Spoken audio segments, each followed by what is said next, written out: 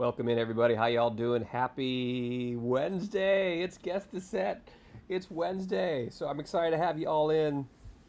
And we got some good stuff coming in today. The August A-listers.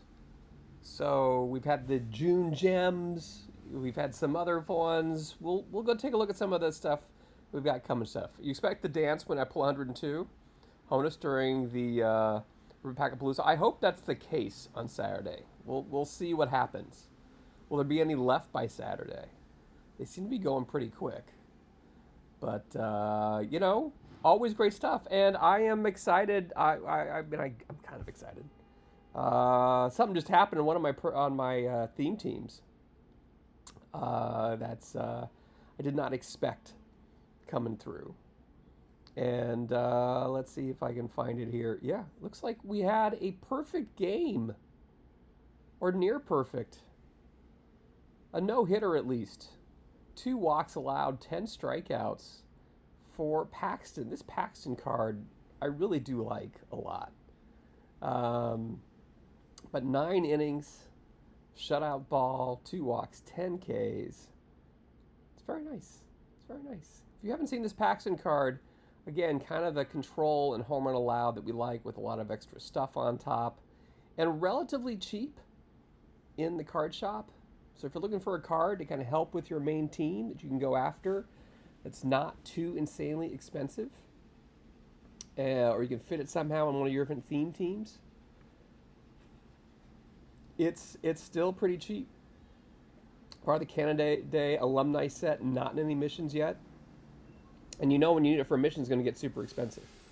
So not a bad card to go after. And the results are nice here in the lower leagues at least. And I'm playing it in Diamond. I actually played it in Perfect League last week. It didn't fare great up at those levels. The BABIP is going to hurt you a little bit as you get higher up. But still pretty solid. The biggest thing holding it back is the stamina at 55. Going to get typically hammered third time through the lineup. But there you go. A perfect, well, not a perfect game, but a 2-walk no-hitter for James Paxton, who I understand pitched pretty well in his Boston debut after the Dodgers DFA'd him, which, we got the horns going today. It's EBC and NYC. Glad to have you all in. And if the weather's got nice, so the windows are open, so we're going to hear a lot more of New York City sounds, as I typically bring, and luckily for you, not the smells. Well, the rain has wiped some of that away.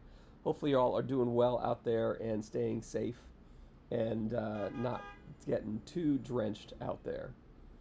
And again, if you're just joining us, you're here before a lot of other people. Get in, get your entries, or at least get your form opened and get ready to do some Guess the Set today. We're going to be talking about some August A-listers, and I'm pretty excited to see what we might be able to kind of come up with. There's some interesting players who've had really hot Augusts.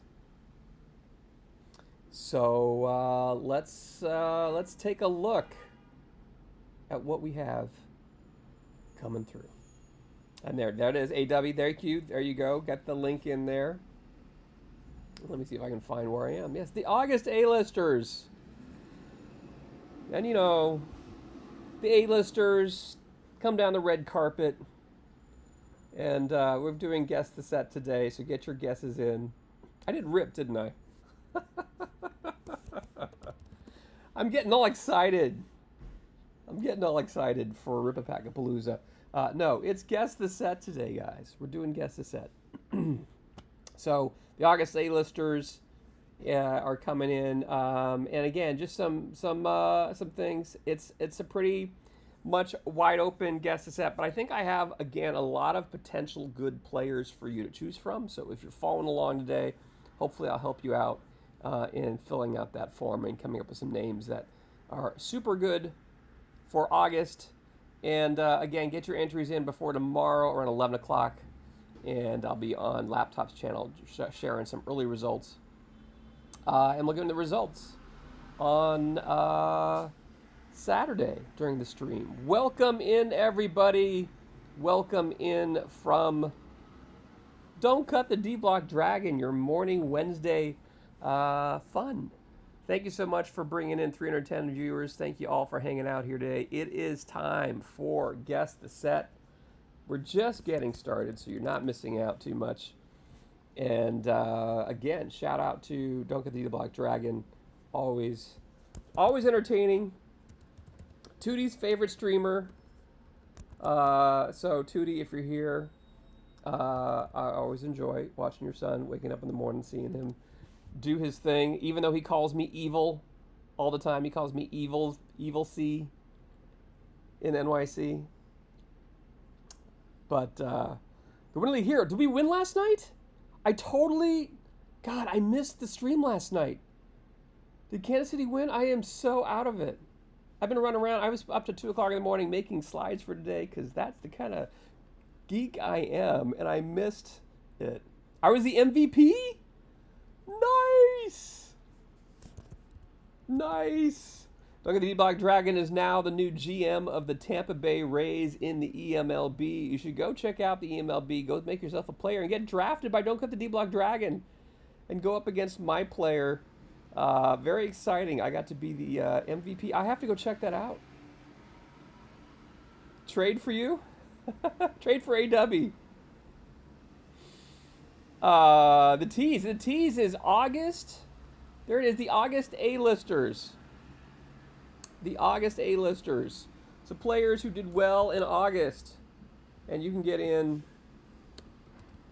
and Guess the Set. A sweep. And Bella, very nice. That is awesome. That is very awesome. Well, we've got everything going here today, guys. I am so excited. Brand new content coming out. I'm still reeling from all the stuff we got on Monday. I'm still trying to figure out. I haven't had time to go through and get into all the different new tournaments that are available and check them all out. So there's a lot going on. Speaking of new tournaments, well, not so new. The Bagels and Schmear. We're just changing it now. We're rotating New York stadiums now. The year is 1965. Be sure to get in on that and get your monthly thing. We've got 5 different winners so far. The Atlanta Black Stars of AW. The Kilgore Fishes Happy Cowboys. Lust Quakes. Holden Beach Heaters. Hoppies. I think I misspelled that. Lindy Hops. And the Sparty Terp Novi Expos. So you can get in and see all the latest standings, who's done well through that. That's updated through yesterday. And we also have a brand new evening tournament, the EVC's West Coast expansion, trying out 1958, the year that Brooklyn and the New York Giants headed east. It's all cards 1960 to today. And you can check that one out as well. And again, 1958, slightly different. I think I did this right. There you go. Here's your pitcher needs by era. So 1958 falls in the golden years. We need 4 to 5 starting pitchers, high pitch count, a pen of 5. So, just some way of thinking about how you might want to go through and determine what you want to get there for this one. And it's rotating. Yesterday was the Oakland Coliseum. Today is Oracle Park. And we'll see what tonight does. So we're rotating California stadiums there. Again, no DH, which makes it fun. Best of 5. So it goes relatively quickly, a couple hours. And I'm looking forward to sharing live results on our Monday night streams. Also, Saturday. I feel like a monster truck announcer, but not so good. I think I have to do it this way. Saturday. Come ready for PTCS number 5. Does that work? 11 a.m. Saturday. We'll have a chance to get all these cards in PTCS. They are not adjusted for best of 9. So that is in a world of more best of 5, best of 7s. You may want to go one pitcher more in best of 9 tourneys. So take that with a grain of salt. For what I was doing for my best of 5 series, it's correct when I'm doing the 1958 for the West Coast expansion. But It is a good thing to think through. You may want, when you're doing best of 9, you're going to get more tired pitchers. You can't recoup as quickly. So you may want to think about an extra pitcher when you're setting up your staffs.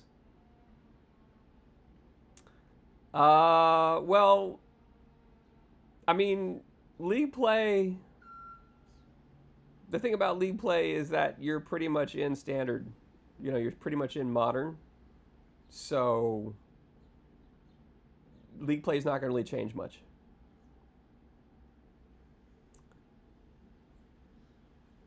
Minerva, I just found out that we were the MVP that we swept last night in the Winter League. So congratulations, my GM. Shout out to Minerva as well. Great to have you in, my friend. And I had no idea. I'm not going to even say anything to. Did I do that wrong? Did I spell that wrong? Shout out Minerva. I did do it wrong. There you go.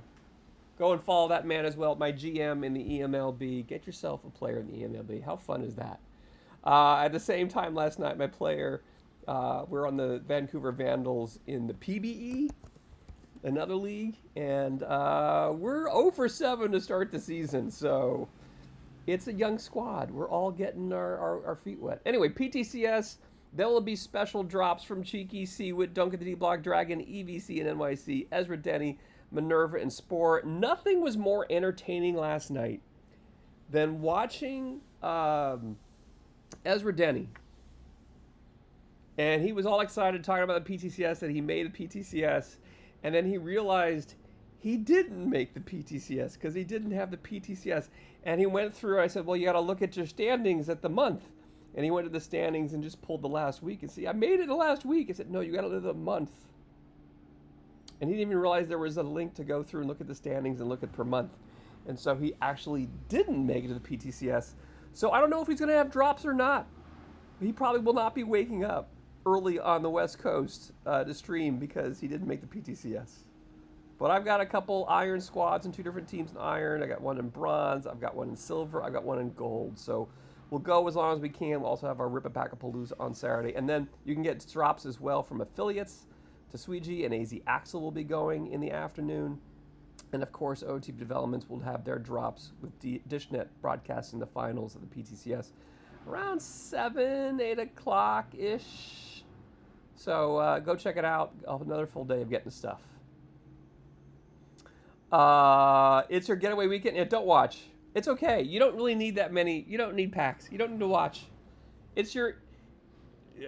give your better 3/4 your full attention.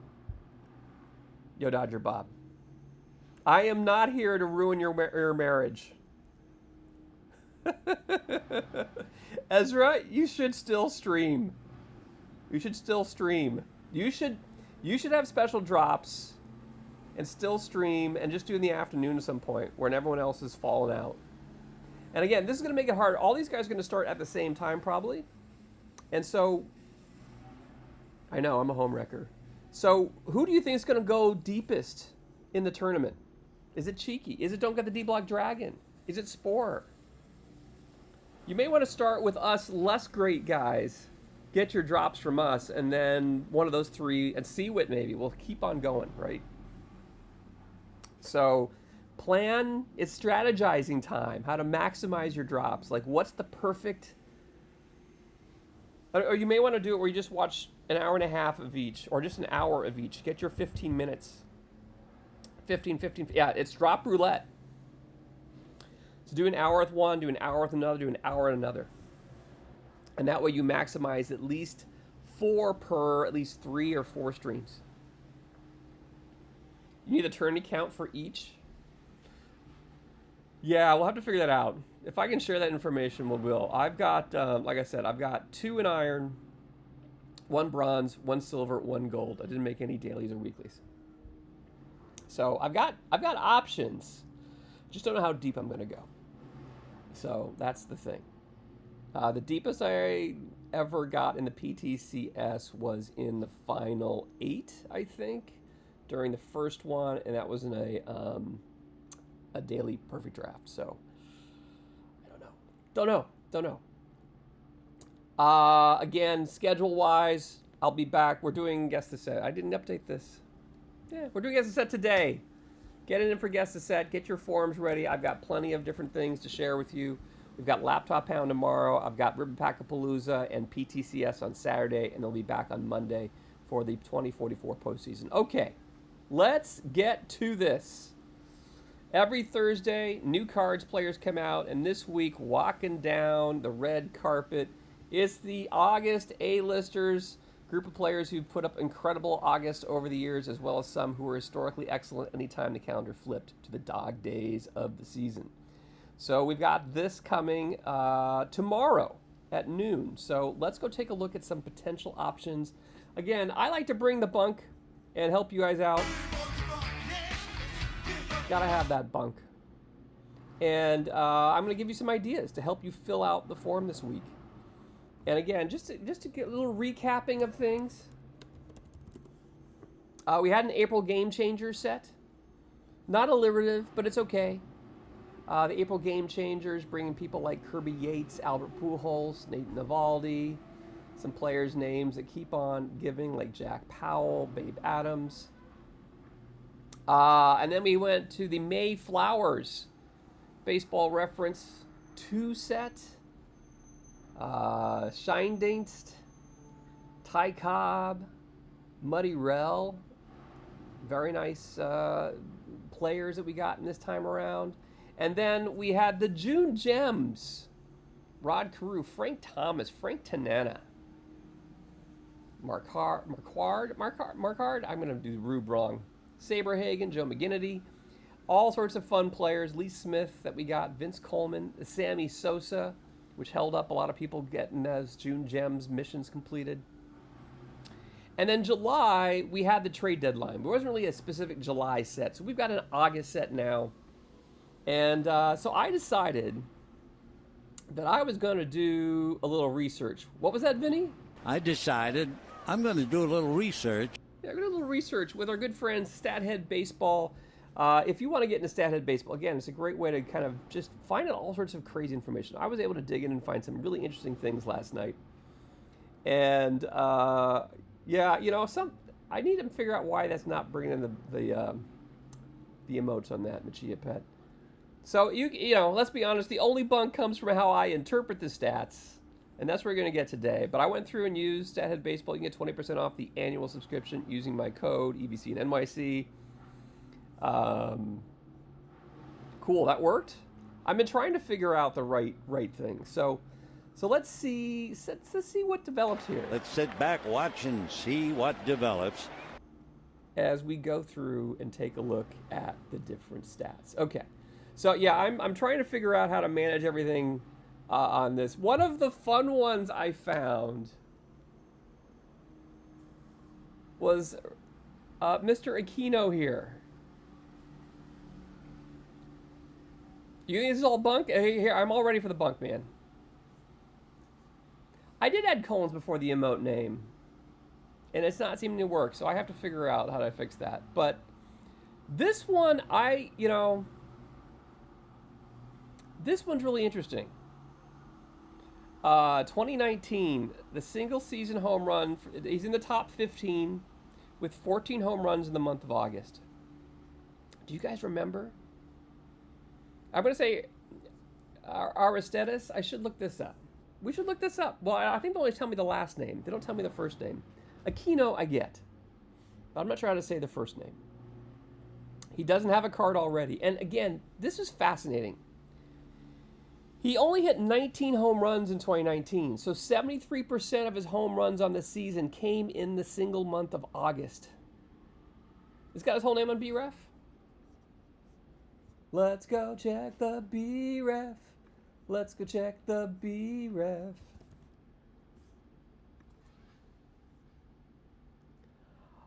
Aristides.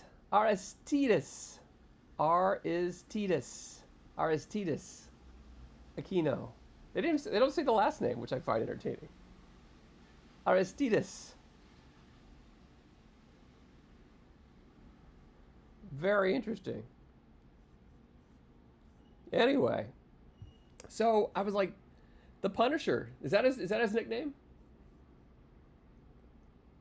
Full name. Where's the nickname? I'm missing it.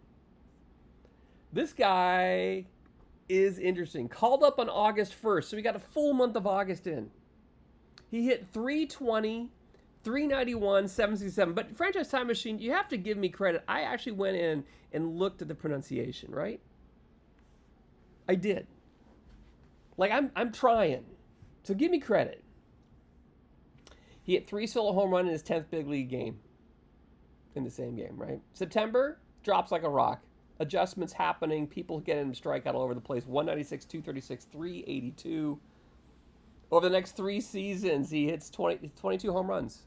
No more than 84 games in any season, or 10 home runs in any season. So basically, 34% of his career home runs came in August of 2019. Thank you, Franchise Time Machine. And yes, he signed with the Mexican League in February, playing with the I think the Diablos, Mexican City Diablos.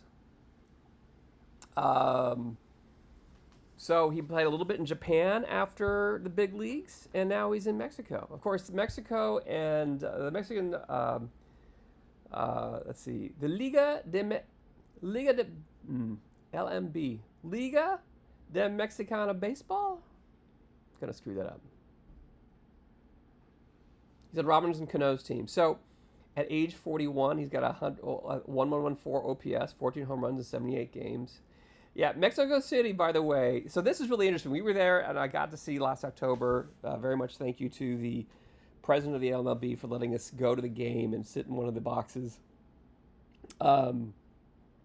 It was spectacular, really fun. But it's so amazing watching, how much offense you get in that stadium.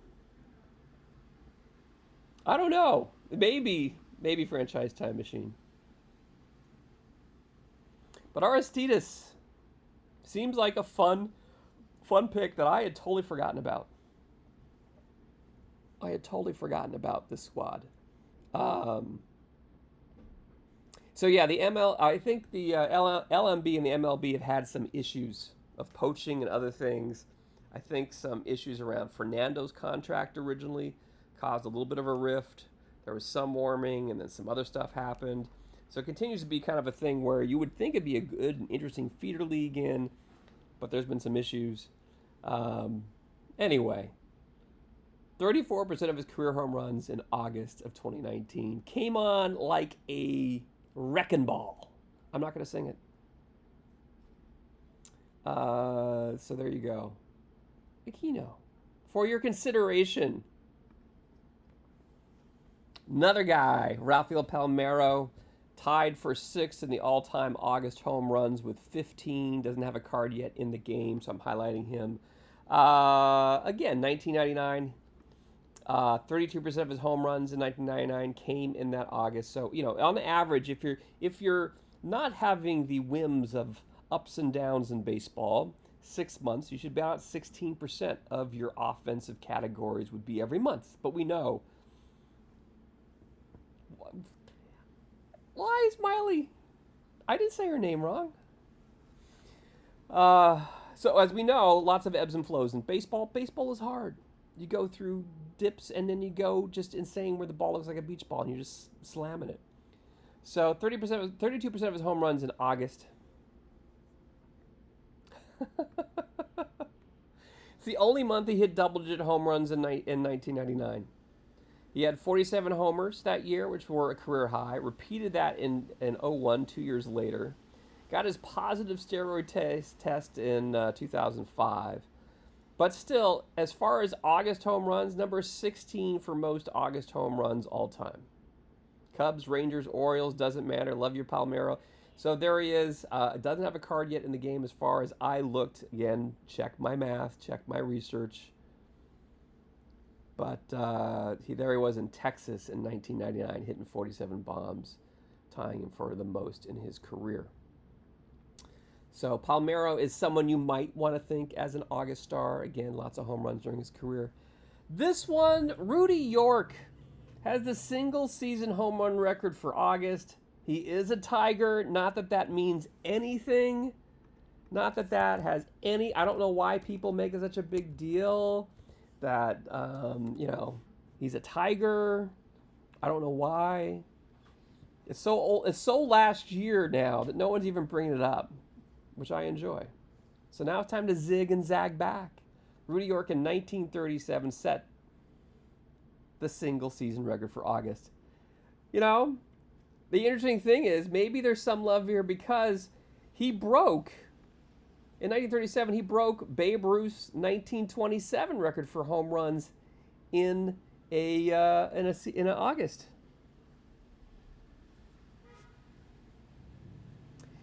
Well, we'll talk about this. Rudy hit 35 home runs, so over half of them came in July, which is nuts. He had an insane August. Reading some things about the time, it was 100-plus degree heat.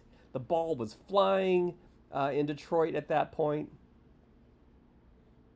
Yeah, an insanely good rookie season. July? Where did I say July? Okay, August. Yeah, typo.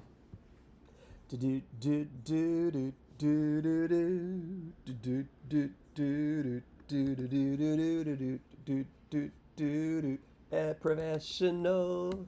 I am giving you professional streaming. No, it's right. It was in August.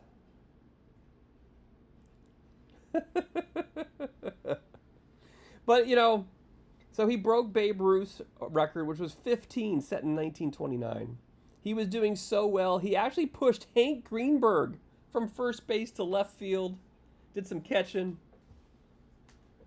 And Mr. Stanton, Giancarlo, tied the August record in 2017 with 18 home runs in one fewer game. So, as was mentioned in the chat, John Doe saying it's impressive he did in 937. No one's topped it. So I don't know if they've topped it. They've tied it finally. But that was 2017. That was 7 years ago. No one's topped it since. 1,026 rookie OPS. Yeah, not bad.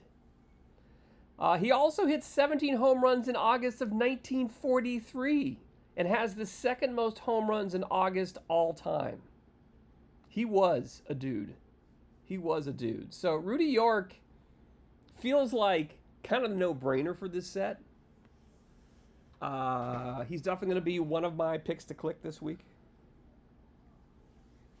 August stud. So Rudy York. Now we can take a look at some of the other home run guys. Again, coming down the red carpet, our August A-listers with homers in a single season. We've got the Giancarlo Stanton there. We've got a 96 in the game. Doesn't mean we won't get a better one. It was 2014. We've got a Willie Mays. Also hit 17 home runs in August. We got the Sammy Sosa recently. We've got the Harlan Clift from 1945. He hit 15 homers in 1938. Jim Gentile. That's how I'm going to pronounce it. Hit 15 in August of 1961. And of course, Babe Ruth. I'm trying to figure, can I move this up a little bit? Can you see more there? Look at that. Exclamation ain't professional. Look at that.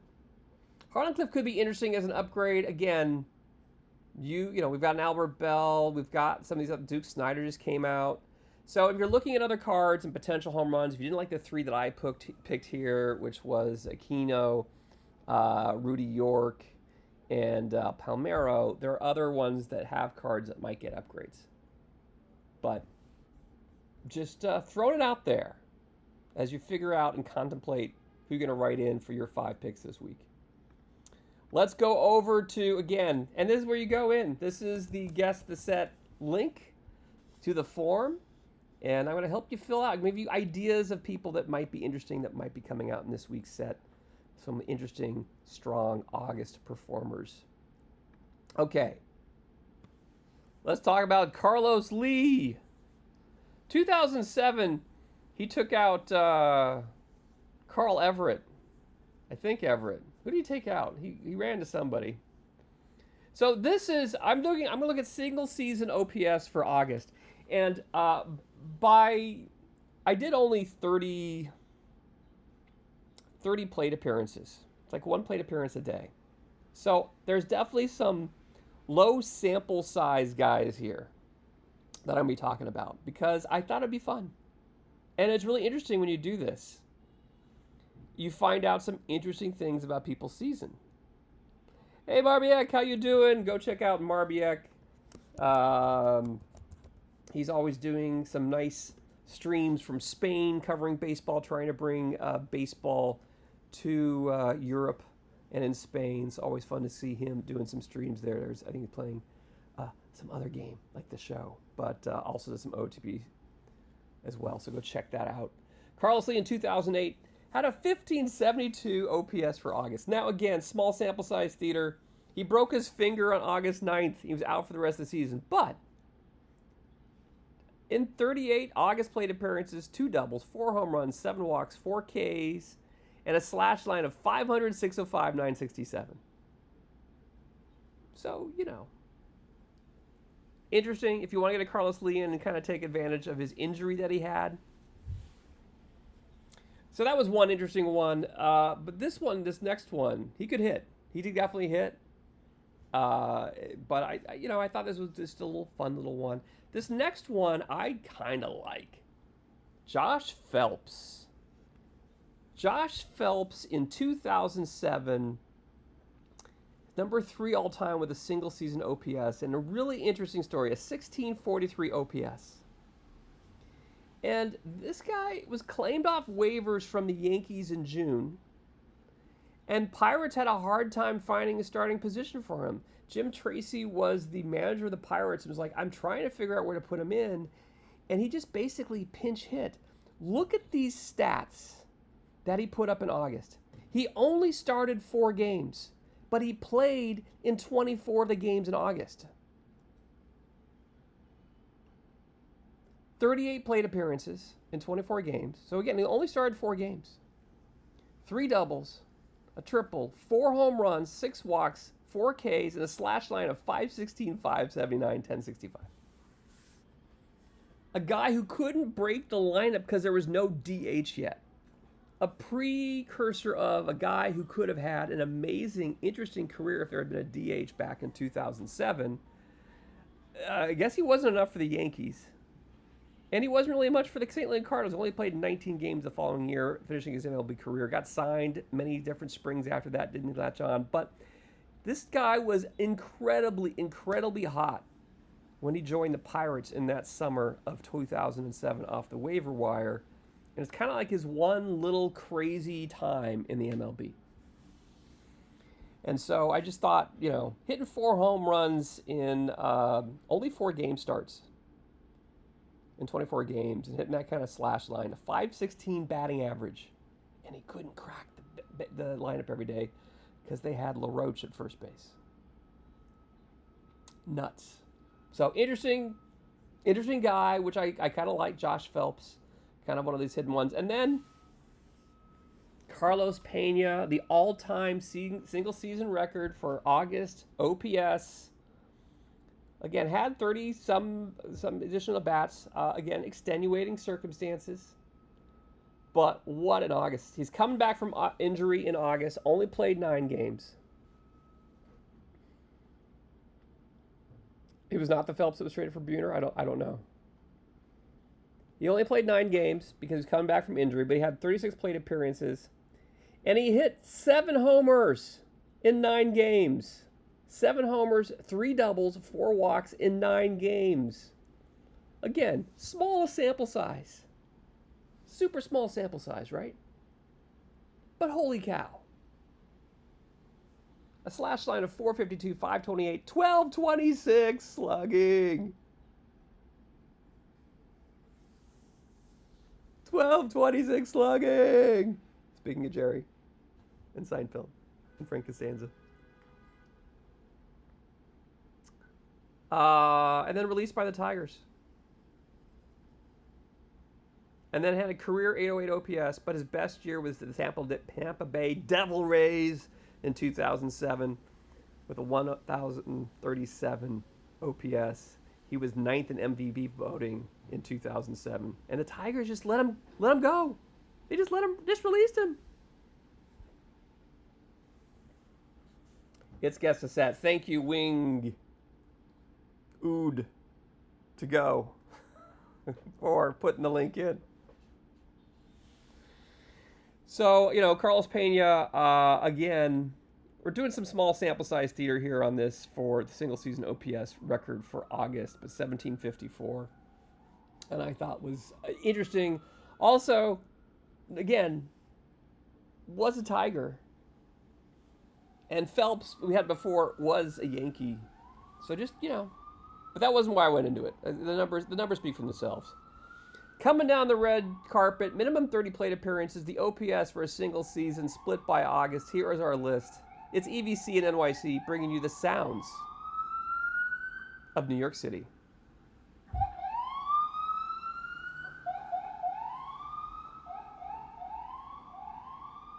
Wee Woo indeed. Thank you, Tex Jakes. Fenkelps. Commish, I had no. I gotta go back and look at the VOD and see what happened last night. I was so deep during these slides last night, I totally forgot you were on last night. It was the finals for the Winter League. I heard I did well. I'm very excited. So, wait, I gotta do that right.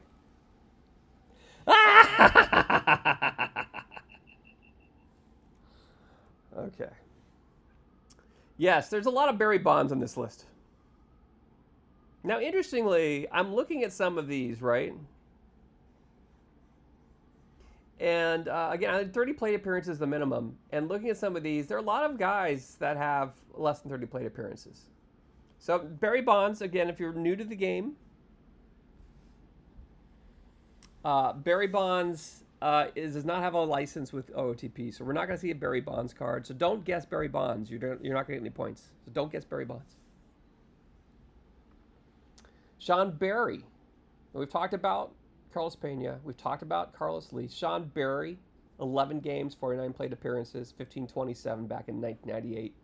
We do have a Sean Barry in the game already from 1995 with the Expos. Babe Ruth, probably the top. If you think of anyone, if you want to look at someone who's got the highest OPS, it's not named Barry Bonds, and had more than, like a full complement of games, it is Babe Ruth with a 1507 OPS in August of 1921. We've got the Fred McGriff. Again, only 10 games in August of 1994. The Ted Williams, only 11 games in the August of 1953. Randy Bush, I don't think I did Randy Bush. 5 games, 30 at-bats.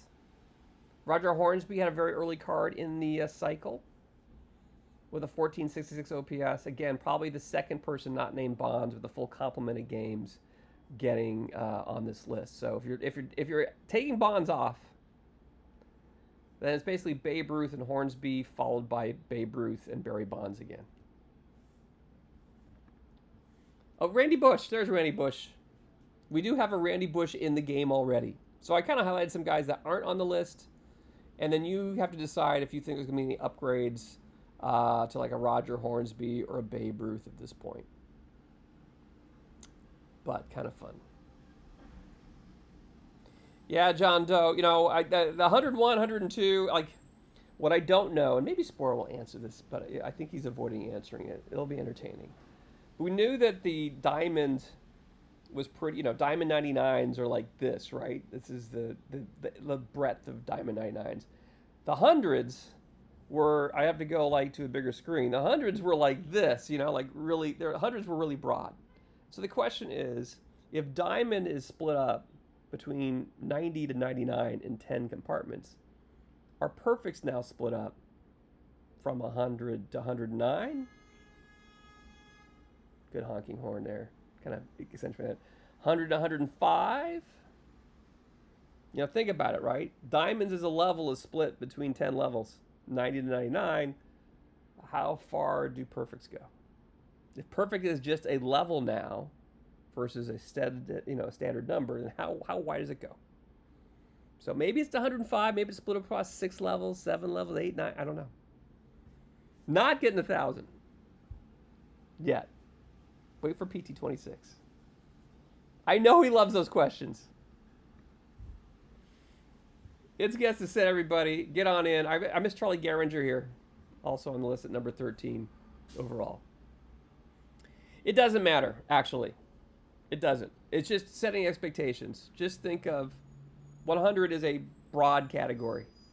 Perfect is a broad category now. It used to be just called 100. Now it's going to be called maybe a broader thing. And it'll help you understand that, 102 is going to be better than 100 and better than 101 in general. You can look at the card and get a feel for it. At least the overall ratings look better. But we always say this. Regardless of what the overall number is, look at the card ratings themselves, and that will help you determine how it's going to play. So, don't get too caught up on the overall number. We're doing Guess the Set, guys. If you haven't grabbed your form yet, get on in. And, they call anything over 99 perfect. That's what they're doing. And anything that's, there's diamonds, they're 90 to 99. So anything over 100 is a perfect. So it's, gold, diamond, perfect. Get on in on Guess the Set. Your chance to win some packs. We're going to go and talk about the single season hits records. And so I thought this would be kind of fun. Just looking at hits. Red Rolf of the New York Yankees, 1935, had 59 hits, tied for 5th all time. Don't have a card for Red Rolf as far as I looked. Again, I could be wrong. It's his first full season in the majors. He had about a half a season in 1934.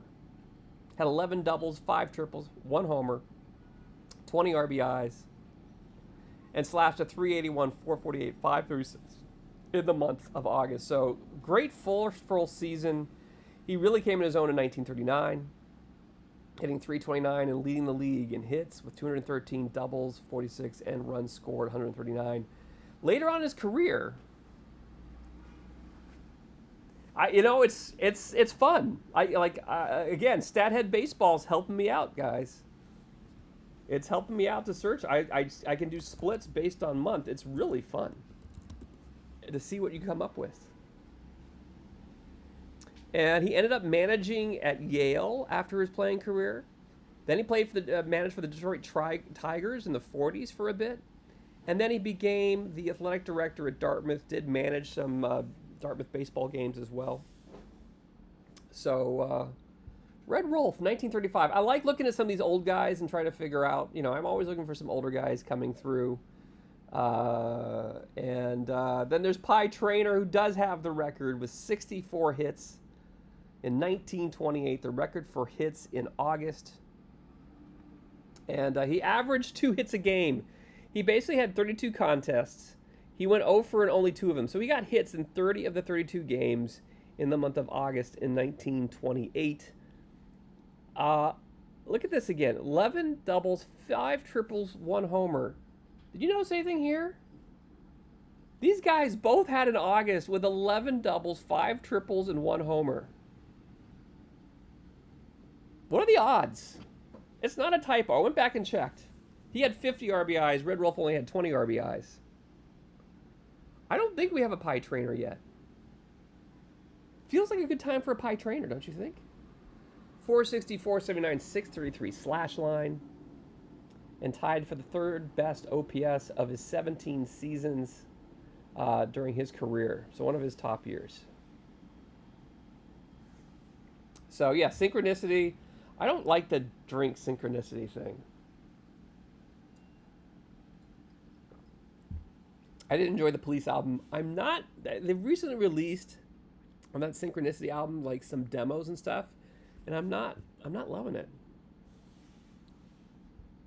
You're a Pie Traynor at Thanksgiving? There you go.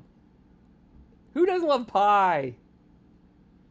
Can we get a Pie Traynor? Let's go take a look again. Coming down the red carpet, our August A-listers, single season hits leaders for the month of August. Pie Trainer there at the top. You've got a Bob Johnson who came in the Tourney Batch 1 set. That's 1938. Here's a 1937 card. 1938, he had 63 hits. You're a Pie Trainer. There you go.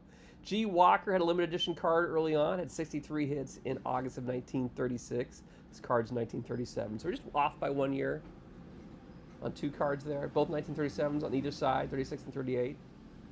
Got the George Sisler 1922 card. 1921, he hit 60 singles. 60 hits, excuse me. Charlie Gehringer with 59 hits. And again, there's some other names here that might be interesting. I went with Red Rolf over Dale Mitchell, who had 59 hits as well. Jeff Heath with 58. Rip Radcliffe with 58. So a lot of guys here, the high 50 hits in a single month. And you got to like it when you do it in smaller games, small number of games. Also, look at Red Rolf. Actually played 35 games in August of 1935, right? 38 games for Jeff Heath in 1938. Lots and lots and lots of doubleheaders, my friends, in the 1930s in August. Lots of doubleheaders. So, Ichiro did 56 and just 28. That's 2 per game. Right up there with Pie Trainer.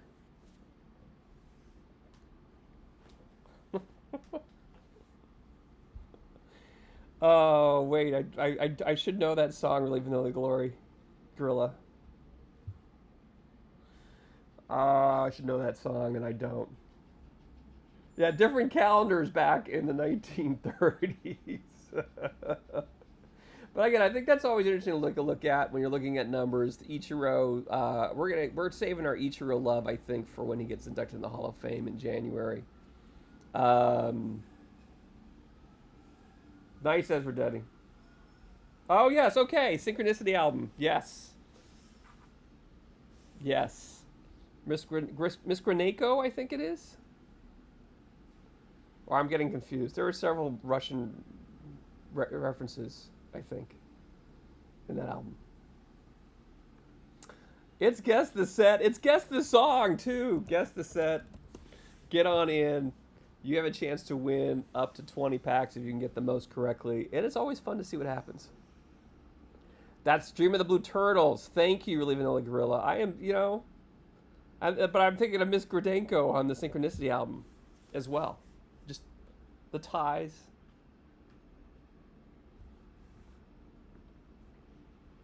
Get on in. We're talking about August A-listers. You guys are fun. So, this was an interesting one I picked up. Moving over to the pitchers now. Single season wins in the month of August. Tied for number 3 overall, Mitch Williams in 1991 with 8. Now, interestingly, again, 8 wins. It's hard to get 8 wins unless you're a reliever nowadays. But when I looked at the wins list, he was one of the few modern players that had 8 or 9 wins. And so, signed as a free agent in Philadelphia prior to the 1991 season. Got into 15 August games for the Phillies, who won 14 of them. So they won 14 of the 15 games he was in. Over 22 innings, he gave up only 3 earned runs with a 1.21 ERA in August. Gave up 10 hits, 16 walks for a 1.16 whip. And yes, 16 walks in 22 innings. The original Wild Thing. Well, not the original Wild Thing. A Wild Thing. 22 Ks, no home runs allowed. So walk some guys, gave up no homers. Helps a ton. So if you're Spore making this card, focusing on this specific month, get those homer allowed ratings really high up there. Get the Ks going. Little control issues here and there. Ended the season with a 12-5 record, 30 saves. His second career best in saves in any 1 year. And again, getting 8 wins. 8 of 12 wins coming in that August. How about that? Yeah, 175 stuff, 40 control. Maybe 120, 125, 130 home run allowed, too. So, Mitch Williams, kind of an interesting one on the wins list when I was looking at Stathead baseball stuff. And he He do have a card in the game. It's Mitch Williams, 53 overall with the Rangers from 1986. Again, this is 5 years prior to that. Might have a more interesting card, a chance for. But again, just a headline, or he's already got a card in the game. So if you only want to guess if people don't have a card in the game, then maybe you don't want to do Mitch Williams. But it's kind of a fun stat. When we talk about wins in a season in August, the most wins in August, there's only one pitcher who's done it twice with 9 wins each. It's Christy Mathewson. And I'm sure there's many, many ways we can add Christy Mathewson. Where he's going to come in the cycle, I do not know. But 1903 and 1904. That's cool, the Vanilla Gorilla, that Mitch Williams was always signing autographs before games. That's awesome.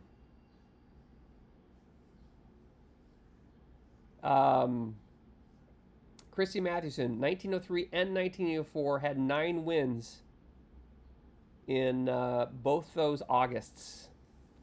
The only player ever to get 9 wins in August. He did it twice in back-to-back years. He loves August. No other month had more than 7 wins. He had 35 or 36 wins, I think. He also had 8 August wins in 1908. A dead ball goat, no question. In 1908, he had a career best 37 wins for the season, had 8 of them in August. A little bit more distributed across the season. But again, he has 74 career W's in August. Number 3 overall in that category behind Walter Johnson, 89 wins. And Spahn, 84, who just got a 101 recently, I believe. So, looking at the all-time wins list, Walter Johnson, of course, is up there.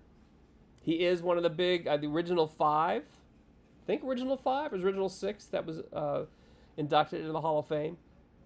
And he's, again, overall, not just got August, but overall, 373 career wins is tied for the 3rd most all-time in wins.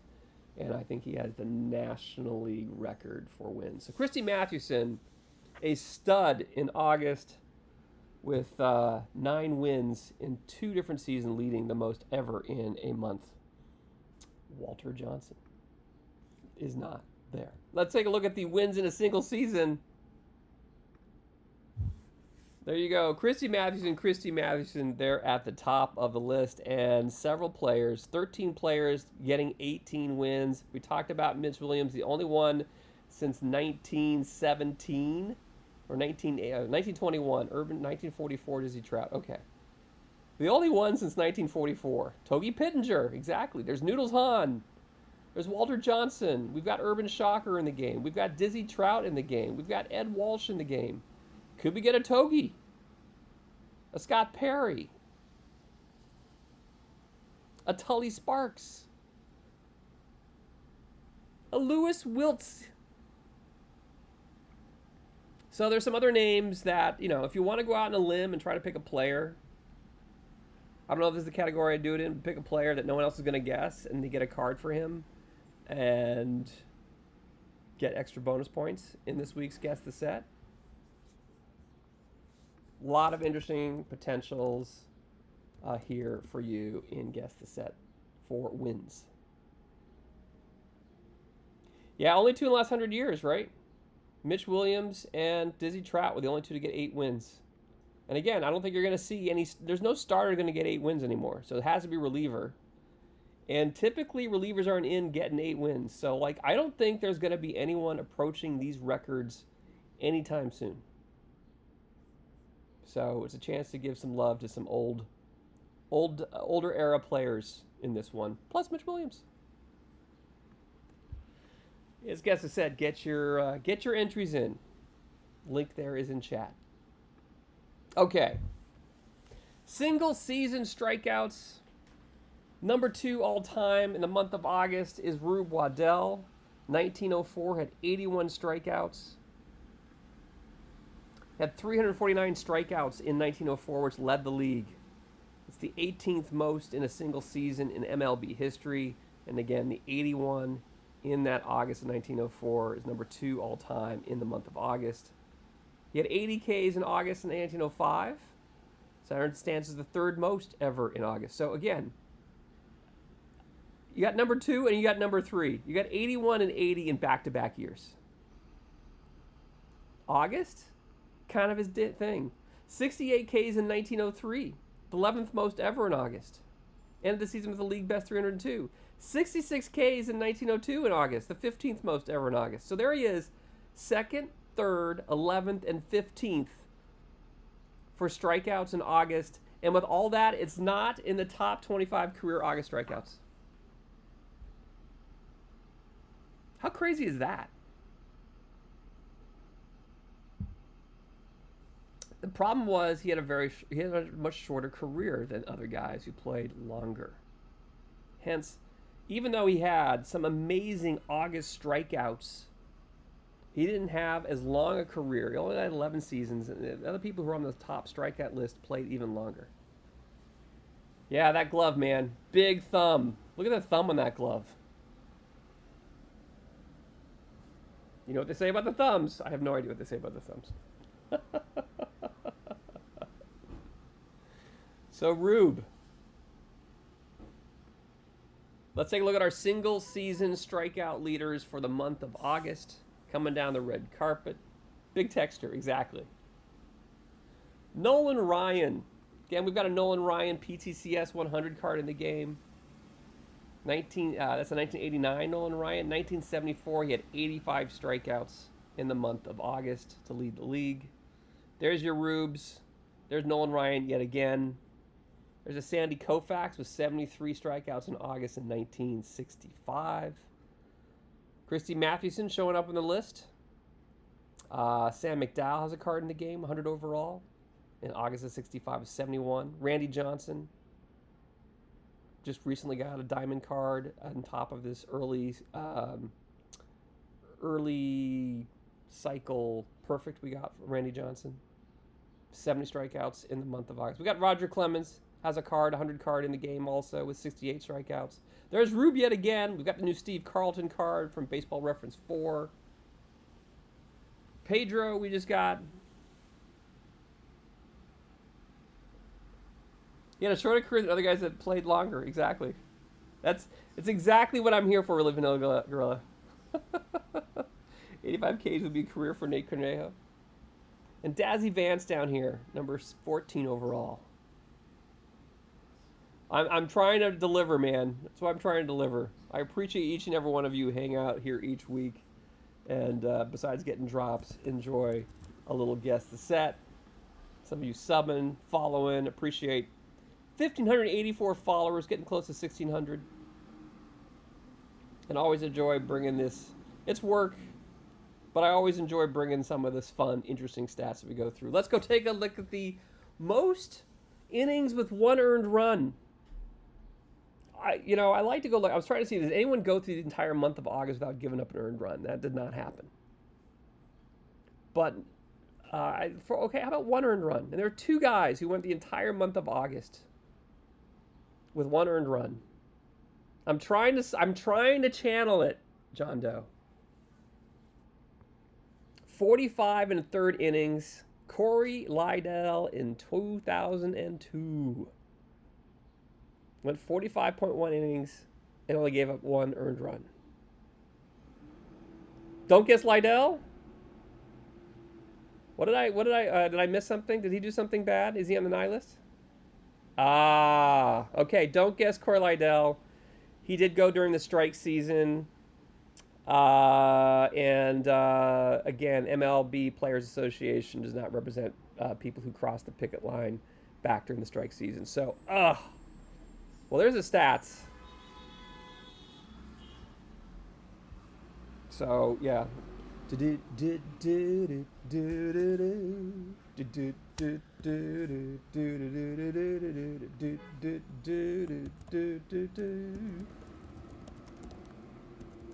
Cross picket line in strike.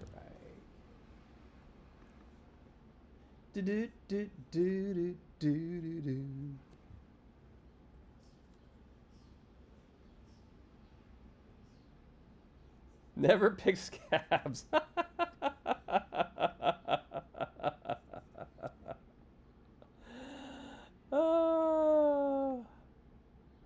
Don't guess this card. Cross picket line and strike. MLB Players Association would not be happy. An unplayer.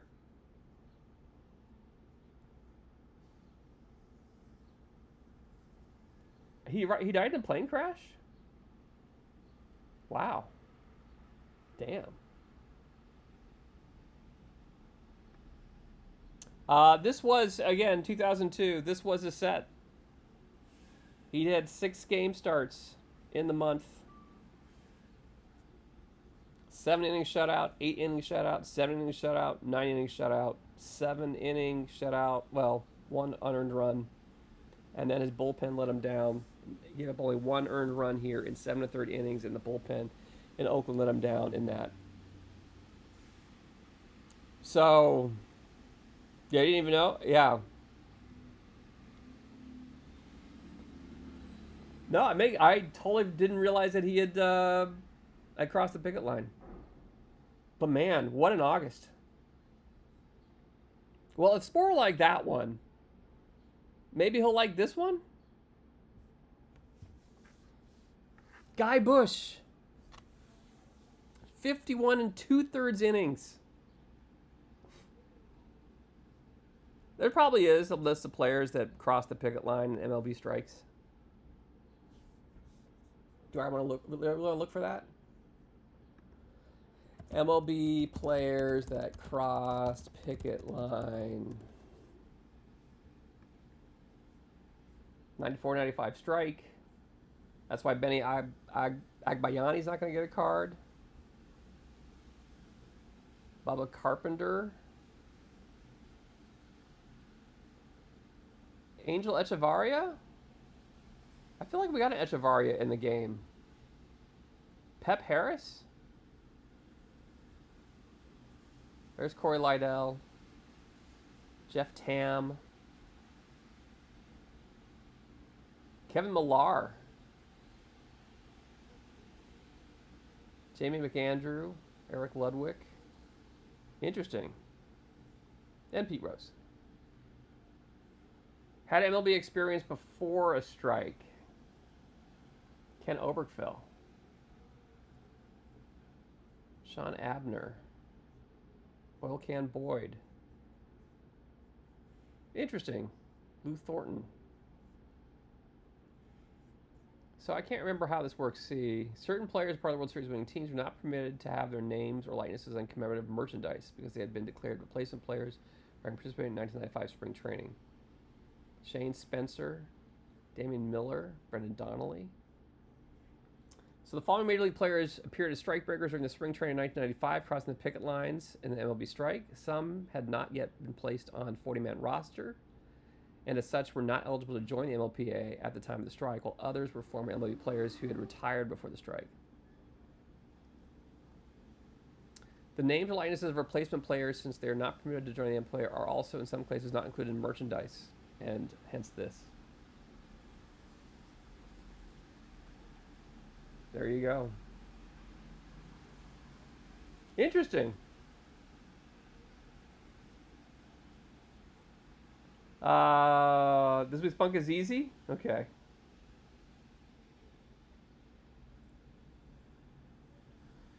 So what's the, where is the, who gets in and who doesn't? Is it different between no MLB experience and had MLB experience?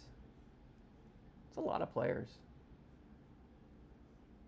Doug Sisk, Rick Reed, Obergefell.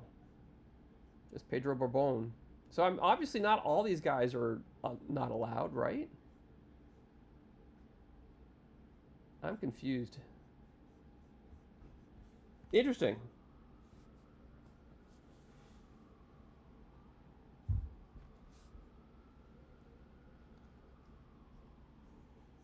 Okay. So many interesting things. I love learning about baseball. This game continues to provide interesting new things all the time for me to learn about baseball. Guy Bush, the record for August innings with only 1 earned run allowed, 51 2/3 innings. Guy Bush in 1926, only giving up 1 run. He He only had 5 game starts, but appeared in 7 games. Went 6-0 with an 0.17 ERA, 4 complete games, 2 of them shutouts, which is crazy. And here's the game log, which I thought was fun to look at. Complete game, shutout. Well, not shutout, but almost a complete game. Went 8 2/3, gave up no earned runs. Gave up, so no earned runs. So he gave up some runs. He gave up 5 runs, but only one of them was earned. MLB Network and the Players Association are different things. The Phillies, 3 1/3 innings here. When he played the Phillies, he was coming in relief, came in the 6th inning and finished that game. Got to get 3 1/3 more scoreless innings. Against the New York Giants, again gave it 1 unearned run. No, it's okay, man. Life is flexible. We got time. I got until 2:00, right? When Dr. Dynastic will be coming on the mothership.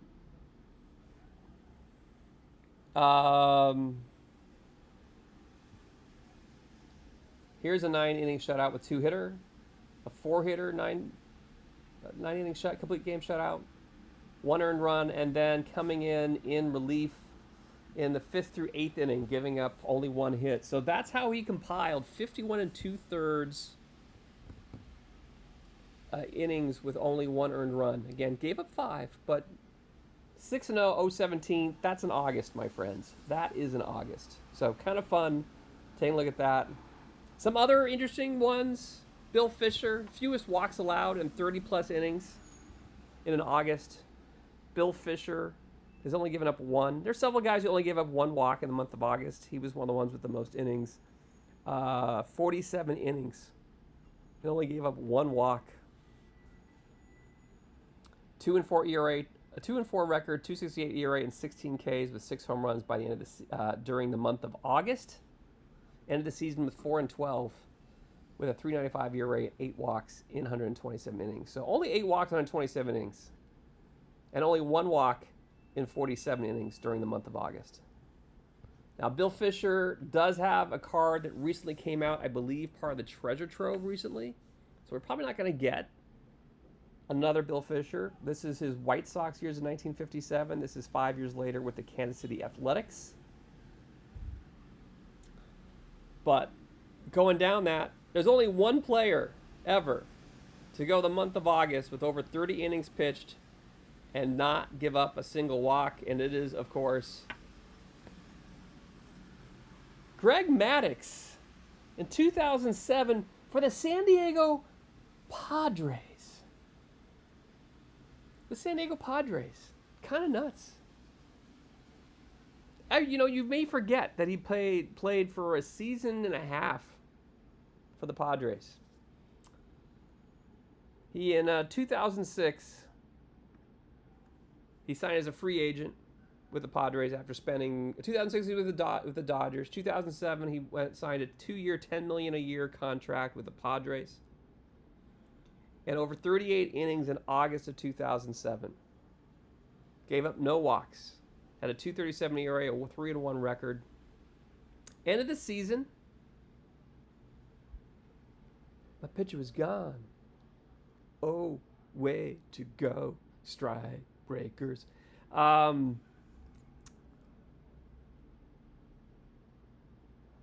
He would only paint the corners. There you go. There you go. A Padres Maddux, again, it's kind of fun to be able to do Madduxes throughout the different eras of his career. So Padres Maddux would be interesting. Again, he ended the season 14-11 with a 4.14 ERA, 25 walks, and 198 innings. So if you think about it, he went 38 innings without a walk. And then in the 160 other innings, he had 25 walks. So again, ups and downs that you expect with guys. But he was traded the August in 2008 back to the Dodgers, finishing his career. The Dodgers tried to do the playoff run, getting Maddux there as a trade deadline guy. Don't think he did that well. I didn't look completely, but zero walks in the month of August. Could we get a lower level Maddox? We do have the 100 overall Maddox already in the game. But maybe lower level Maddox, kind of fun bronze, maybe a silver. Coming from the Padres would be kind of a nice little interesting twist, reflecting this kind of fun feat in August. We're getting there. We're almost through everything. I know it's a lot. If you've been hanging with me, thank you so much for hanging in. Guess the set. Figure out who you're going to write on your form this week. And we're going to saves. I worked on this one. It's Corey. I'll wait. I have a pronunciation guide, and now I'm second guessing myself. But Corey, single season saves record for August of 13 saves. Knebel. Corey Knebel. Closer for Milwaukee had 39 saves on the season. A third of his saves came in August of 2017 that year.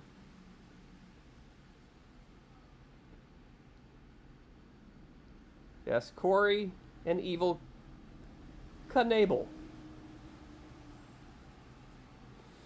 Led the league, appearing in 76 games with a 1.78 ERA that year. Had a career 72 saves and a 3.26 ERA. So 18% of his career saves came in this one August. So have an August. I didn't put down what he had for his ERA in that month. It was a strong month. And again, injuries came up. He kind of put it all on the field. Never really had an ERA that was superb like that. Again, a career 3.26 ERA and only 72 saves in his career. He had 39 of those saves during 2017, and 13 of the 39, a third of them happening in this August. So the Corey Knebel is an interesting closer option for his bright August of 2017. And then, again, didn't line this one up, so you get a little white line at the bottom. But single season saves record for August. Bobby Thigpen tied with Knebel with 13 saves in the month of August for the most all-time in a single August. And, of course, 1990 was the year that he broke the saves record with 57 saves in 1990. August was the high point of the season, the month with the most games finished, and saves with 13. By month, he had 5 in April, 11 in May, 10 in June, 6 in July, 13 in August, and 12 in September. So ended strong. Yeah, Thigpen, he's messing my naturally curly hair, though. Ended the season 4-6 with a 1.83 ERA. Never had a sub 3.5 ERA after that. Had a career 201 saves. Again, kind of threw it all out there. Yes, there you go. It is a Mississippi State stream. That's right. He went with Rafael Palmeiro, and there was somebody else that was big on that squad that he played with in Mississippi State underdog. There was somebody else in that year. If you Google Bobby Thigpen or Wikipedia him, Will Clark, thank you. Will Clark, Rafael Palmeiro, and Bobby Thigpen on the same team in Mississippi State. So we got 2 of the 3 in this stream. So there you go. He had a rake he could hit. Oh, and Jeff Brantley. Quite a year. Did they win the College World Series? I don't know. They did not win the College World Series with that array of players. Interesting. So here are, coming down the red carpet, they were third. The all-time August saves leaders. You may want to pick some other people on this list. It's Corey Knebel, Bobby Thigpen, Keith Folk. I feel like that's 2 streams in a row I've talked about Keith Folk. So Todd Jones, don't think we have a card for him in the game. We've got a Craig Kimbrell limited edition in the game already. He had 12 saves in 2013. This is a 2012 Kimbrell in the game. Got Fernando Rodney, one of the early throwback cards. Fernando Rodney had 12 saves in 2017. K-Rod, part of the OOT 25. We'll see if we get a perfect K-Rod at some point. Don't know. Got Lee Smith. Todd Jones is a 40. On the list, Bob Stanley, Bruce Sutter. Oogie is on the can't put a card in the game. And Jose Valverde, one of Spore's least favorite players.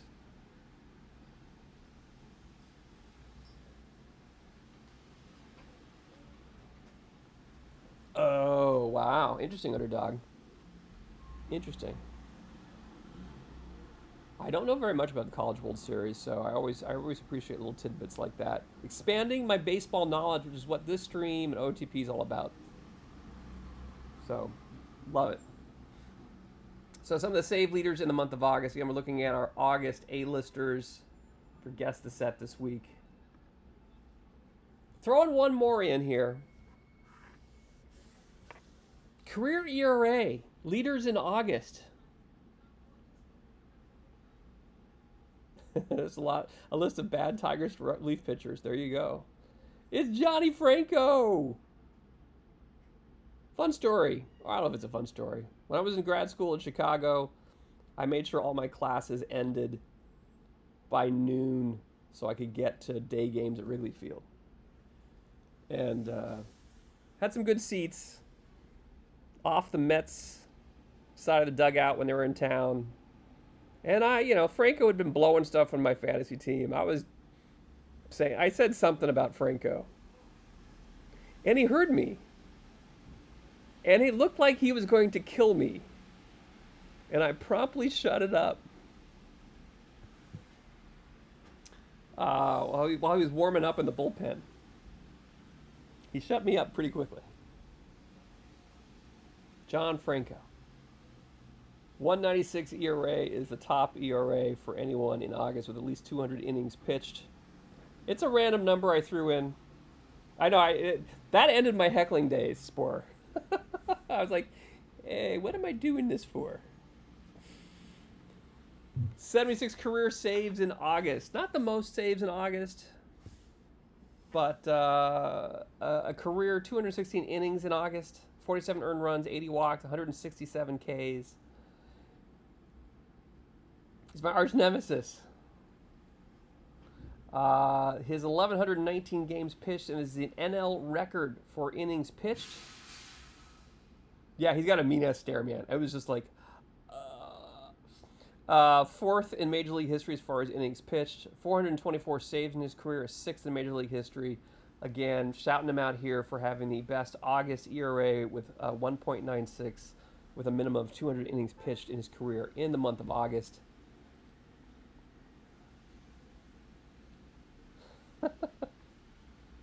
Let's take a look at the career ERA leaders. Coming down the red carpet today. 200 innings pitched minimum for the month of August. Some other relievers. Another Detroit reliever, Spore. John Hiller. I think we have a card for him in the game. There's a Kent DeCulve. Don Gullett recently got a card. I like Don Gullett. They're 17-4 with a 2.24 ERA in the month of August during his career over 7 years of Augusts. Saw the Lee Smith, Max Lanier. And they're just getting the guys who have just long careers. And it's impressive, right? Look at Clayton Kershaw, right? Going to have some August innings this month as well. 2.36 career ERA in the month of August. Jack Harshman recently came in, I think, a Tourney Batch 2 card that just recently it became available. Yeah, I know, Ezra. I know he's your nemesis.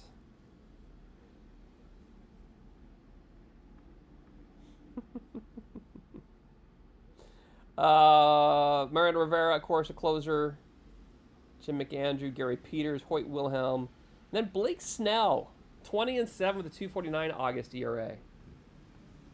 So if I had to do some interesting things. You know, the Blake Snell and the Kershaw are kind of like the guys with lots of innings that had really, really great August ERAs.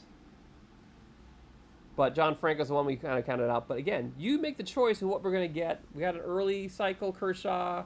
We've got an OTP 25 Kershaw. We're going to get bigger Kershaws later on. Is this the point? I think there's other points. But yeah, as long as it's not a postseason Kershaw, I'm a happy Dodger fan. Okay, the last part you're all waiting for. You've put your entries in, you've looked at everything else, and now you're like, I need to kind of figure out EVC's bunk. What are EVC's picks this week? So here we go. Let's see if I get this right this time. Bring on the bunk. Gotta have that bunk. And these are the guys. Yeah, no, it would be. I don't want to see it though. Aristides, Rudy York, Carlos Pena, Rube Waddell, Mitch Williams, and Corey Lidell. And I'm going to take Corey Lidell off. So that was a little loud, sorry. Corey Lidell is not going to be my pick to click because he would have been. So don't guess that. We're going to go to 5. I know. Go change your form. John Doe, if you use Lidell, you can go through and you can whisper me someone else. You can whisper me somebody else in this list. And I will change it for you. I forgot that I had made him one of my picks to click. I liked him. I thought he was good. I need another pitcher, though.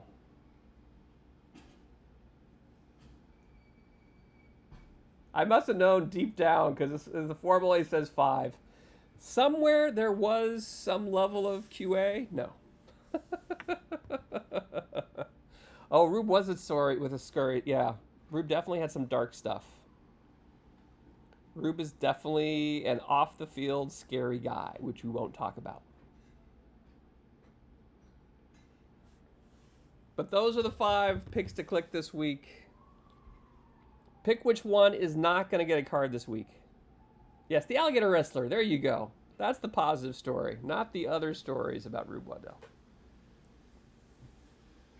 So I don't know. I feel like I'm second-guessing myself on my picks, but I'm having fun with it. We're going to go with these. Who do you think is not going to get a card this week? I have a feeling where you guys are going to go, but it'll be interesting to see where you end up. A lot of interesting picks this week on Guess the Set. And that's the Guess the Set, guys. Get your entries in now. And how are we doing so far in Guess the Set? We have only 7 responses in. Get your entries in. Your odds are pretty good. And again, I gave you a lot of choices. 8 now. 8 entries. It keeps on going. So again, I know it's a little harder when you have to fill in all the blanks. And this week, why is that? This week we have a couple other questions. How many new cards will we see on TWIP this week? Will any current 100 card get a 101 or better card upgrade this week? Maybe, AW. Which team will have the most cards in this week's team? So which team? Which franchise? And then we're just basically picking the 5 and which of my... Evil V count. There you go. So there you go. That is Guess the Set. Hope you guys enjoyed. You know, the time is a lot of time putting it in, but I enjoy finding some things about players I had no idea about. Okay, if you haven't gotten in, make sure you get into the EVC Bagels and Schmear. We're just rotating New York stadiums now. We've got 6 different players so far have won. The SG Storm has won 3 third and fourth places to get in here in the 3 points so far. And then we got EVC's West Coast expansion, perfect draft, brand new draft. And we're going to go draft this one because it's coming up in a couple hours, going to fire off. I'm going to go draft this card now for the rest of the stream as we wait for Dr. Dynastic to get starting up. That's right, John Doe. It's a 12.5% chance to win, assuming you all had the same entries. Minerva coming in with a party of one. Good to see you, Minerva. Let's go see some of the winners so far in this expansion draft. Our August 5th inaugural one, I didn't even realize it fired on Monday. I thought it was going to go, like, you're going to sign up, and I totally missed Mondays. So thank you to Brydov for sending me the winners list. Brydov, here is Nakrusi Bookkeepers. Jacket 15 with his Sixes Tornadoes. I don't know if that's his theme team or his regular team. I don't know. The New York Blind Squirrel. If you are the New York Blind Squirrel team, tell me your perfect team username so I can get you your 5 points because I do not know who this is. And then Road Soda is coming in into the final, getting 3 points in the first ever inaugural West Coast expansion. Again, the West Coast expansion is 1960 today players in the year 1958. And when you're doing 1958, you're going to want to take a look at your pitchers. That's assuming best of 5, which is this is. So that's a good pitcher list for best of 5. And again, the more times you win, the more times you beat me, the more chances you have to win packs in our end of month drawing for August. So, and yesterday, I finally got in and I made it a little bit further. Road Sodas and Mr. Fancier with his Flash Squad went head-to-head. Mr. Mansfier went on to the finals, facing off against Isidolfo's Baycats, who had beaten Charles 3903's Motown All-Stars. Thanks, man. It's fun. I like doing these different eras, slightly different pitchers. I like no DH. And so you can get away with 9 pitchers, maybe, on this one. Kind of 9 or 10, depending on what you feel is coming your way. And again, a different California stadium. So this was done in the Oakland Coliseum. Ezra. Great stream last night, Ezra. Really enjoyed watching your stream last night. I don't get often to stay up late. I was doing slides, but I really enjoyed everything you brought to the table last night, my friend. It was moving and funny and coarse as always. MLB After Night. Make sure you follow Ezra Denny. How do I do this? Do I do this right? And it was, the funniest part was just watching you realize you didn't make the PTCS, my friend. Yeah. Billy Bean, Glenn Burke would be awesome. And, you never know what will happen. So, so let's go, again, before PTCS comes through, let's go through and draft this one. We've got some time here. We got about a half hour before I got to go through and get you to Dr. Dynastic. And let's go play some stuff. If you missed it earlier on the stream, I came on and I was very lucky. I had Big Maple here, James Paxton, throw a no-hitter here. We are down in Stone League, the theme team Stone League this week. See, the birthday boys are Random Molly are 42 and 18. These are all August birthdays. So all his players, when the month slipped over to August this week, he's got to make them all August birthdays. They were all July birthdays the week before. To keeping it brief, all players whose last names are 4 letters or shorter. To Sweegee's squad, the Nurse Banco 88s, all players with 88 ratings somewhere on the card or wore the number 8 somewhere in their uniform number. You got the Seattle Mariners, Star Nebula, who keeps on banging on the door, getting in the playoffs. Give me liberty to give me depth. Captain Kegley's squad of all players who came from regions where the original 13 colonies were. There's my Dodgers dodged. All players that are no Dodgers in the years the Dodgers went to the World Series. So only years the Dodgers went to the World Series in this one. We just added Shane Bieber We just saved enough to get Shane Bieber, and very nice to have him. 2020, may have heard that year when the Dodgers won a championship. So anyone player with 2020 in the card or 2017 on the card is eligible for this squad, and then you go further back. 1920, Dodgers won. Thank you, Franchise Time Machine.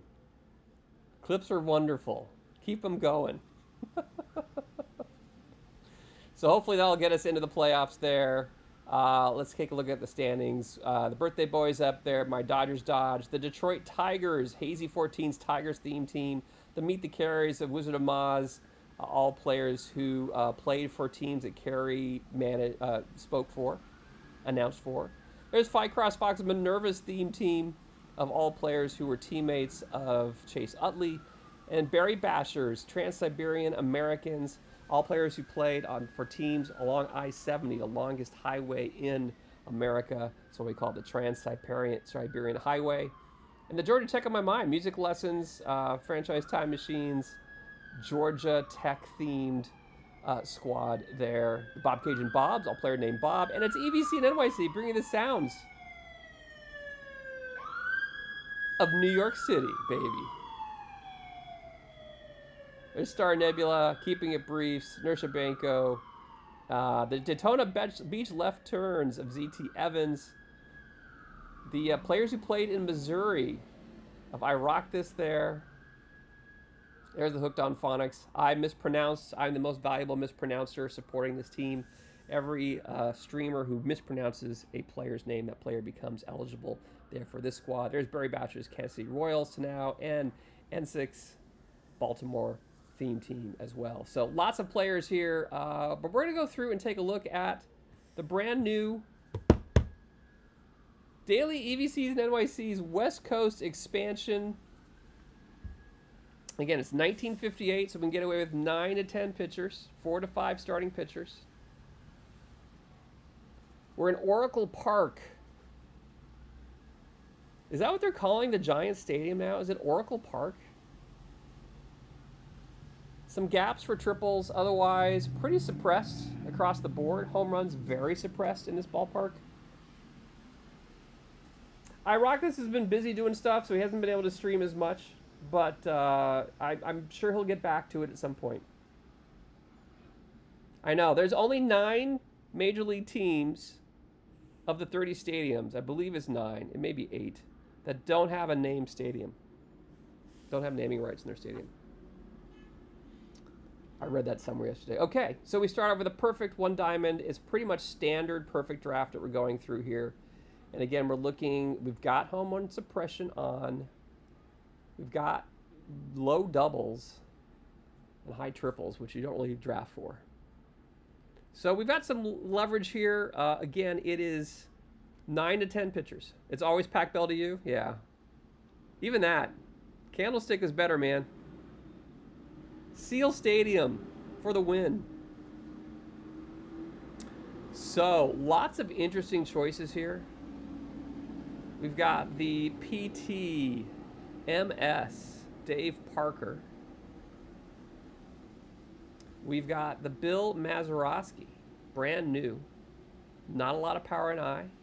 Amazing second base defense. We've got Paul Skeens. I'm going to go with Skeens in this one. The Juice, Tropicana Field. The Maz offense, I'm just going to give up the shortstop defense there.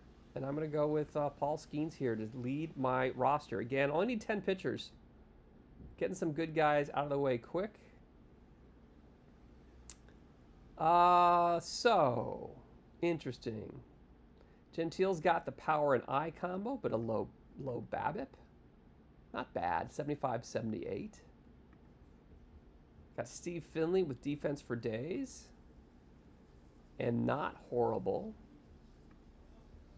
It's a big outfield. And of course, Royce Lewis, who can play a lot of positions. I'm going to go with Steve Finley and get the defense up the middle.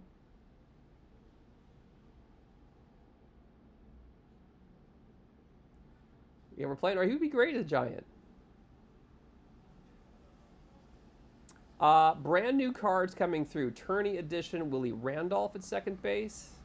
Not going to hit for power. Not a lot of doubles. 84 BAB, 100 for the eye. A lot of good defense at second base. We've got the brand new River Ryan. Love me some River Ryan pitching. Man. With an already suppressed ballpark. And then Vlad Guerrero, who I typically go here with, but I'm going to go with River Ryan because I'm a homer. We'll see what I just did. No DH. No DH. Okay. Now, I usually go with pitchers here. I still like me some Derry Derker. You can use Derry Derker now. And how's this Mike Sweeney look at first base? Not bad, and can do some catching in a pinch. Craig Swan, not really. Anything else is really screaming at me here. So I'm going to take those. Derry Derker, my favorite ice cream. Exactly. Okay. Let's get some offense going here.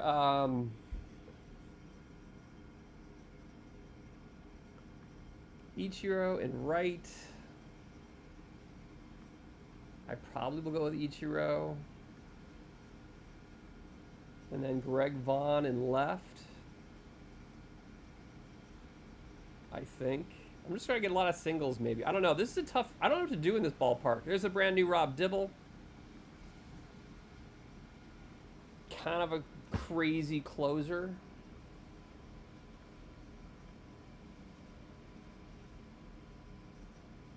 Love it. Derry Derker and the Dairy Queen.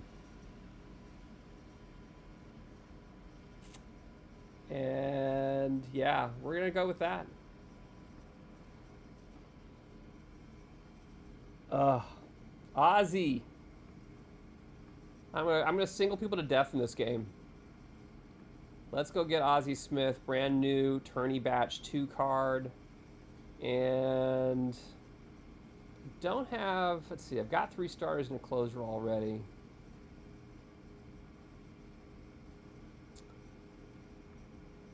Do you feel lucky, Punk, with Billy Wagner? Billy Wagner scares me.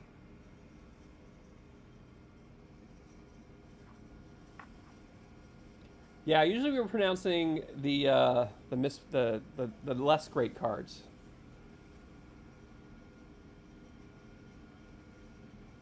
The solid home run numbers, and this ballpark suppresses the crud out of them. So I don't know. This is a, you know,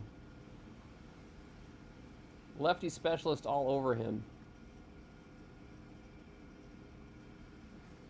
The other option would be Eddie Watt, who has a home run, control, and PBABIT that are a little bit more even and better be right. But we're gonna roll the dice. Okay, there's our one of our infielders finally. Yeah, that's the hope. I have no catchers. Jonah Heim is an actually very solid live silver catcher. If you're doing live silver tourneys. Oh, is Larry Walker here? He is a beast. And he can play left. Okay.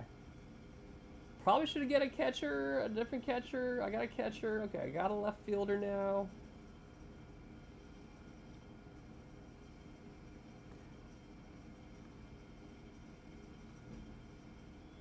Doesn't seem to change anything when it shows statistics, because he doesn't... There you go, sorry.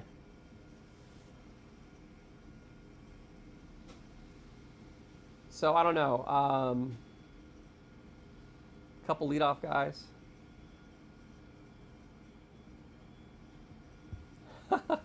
Not shouting out Honus Wagner.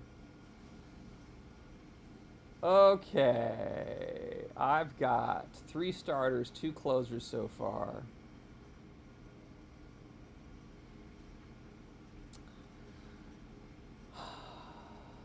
I like AG. Need a second baseman. Marlin is okay, not great. Oscar Gamble, brand new. Might be very nice off the bench, v right, and cover a couple outfielders. Jim Norris. I really gotta start paying attention to pitching again. Look at Colton Cowser, man. He's been getting the leadoff hitter.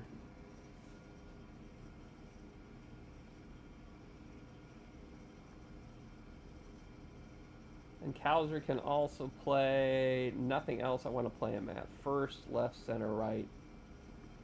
I like the bat. I'm going to grab him, but I need a second baseman. And I'm going to go with Chris Gomez with his 70 overall versus Marlon Anderson. I think Chris Gomez for the win here. Defensive ratings. Actually, Anderson's got better second base numbers. We're going to go with Marlon Anderson.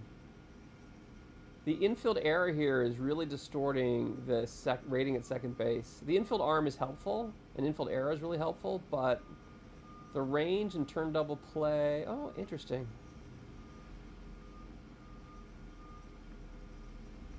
What do you guys think on this one? Marlon Anderson or Chris Gomez at second?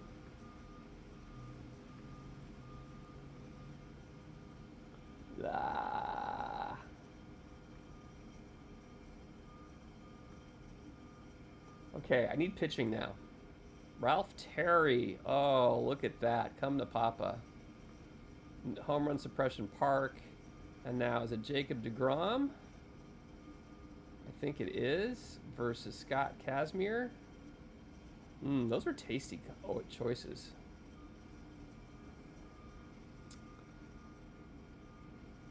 More control for deGrom. More home run allowed, v right.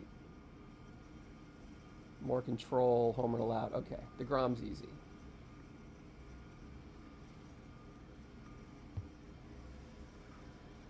Yeah. Saves has got some really funky splits that I'm not as comfortable with. And deGrom's a little bit more, I guess, funky splits too, but higher in that split. Okay, so now I've got 5 starters. 1, 2, 3, 4, 5. 2 relievers. I need a second catcher. I need a third baseman. No DH.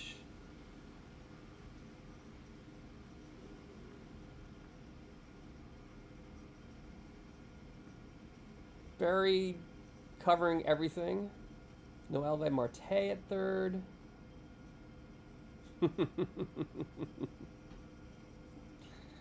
Michael Garcia.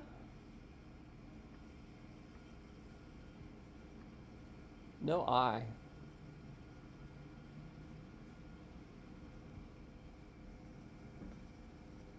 No home run. Pretty much the same. A little bit more speed. A little more infield.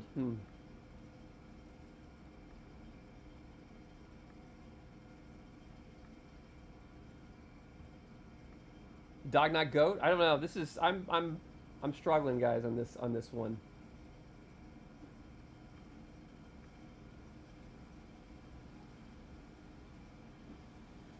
I'm always very splitty. Go with what I know. And how about Banda on the Dodgers, man? Coming up in high leverage situations. I need a pitcher here. Steve Matz is not horrible. Cole Irvin. A little bit too much home run allowed. I didn't even look at Wetzel, did I? Some interesting power. Okay, we're all over the map. Was there Renicky there that I missed? Ugh. Addison Reed. I love picking me up some Addison Reed late in the draft. That gives me 6, 7, 8, 9 pitchers. Dimitri Young. Or Kendrys Morales. No I. Spore, you say you like Kendrys Morales? Always injured? Interesting. Bump.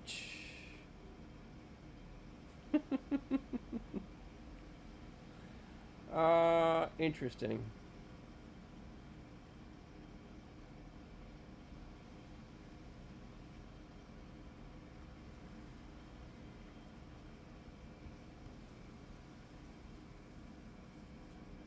The meat hook? Who's the meat hook?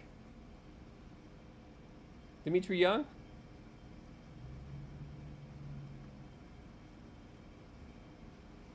We'll give him a ride. Or do I need Matt? Oh, look at Matt Joyce. Home run and I for days. But the BABIP's low. Okay.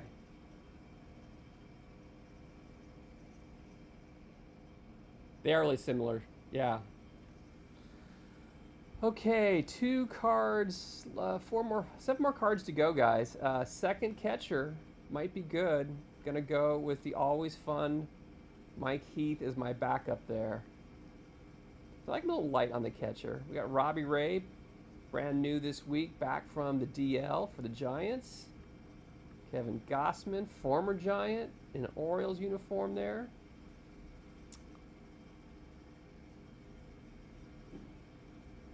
Huh. Poche, huh? Trent Thornton. No. Tyler Nevin. Who's my last pitcher? It's a good thing I don't necessarily need 10 pitchers. Am I going with Trent Grisham? Struggling to find something fun here. This is not bad. I do need some infield backup in a bad way. Some power, not great defense. Okay, we'll pick some up in this round. Okay, need one last pitcher. We've got Tim Collins. Scares me. Zach Hollowell, I think you're my guy. Not excited for you, Gavin. Not excited at all on my last chance pitchers here. Waited too long.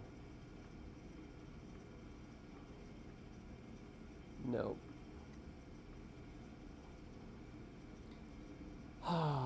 Okay. We could use Glenn Hubbard's defense, I suppose. Jose Cardinal.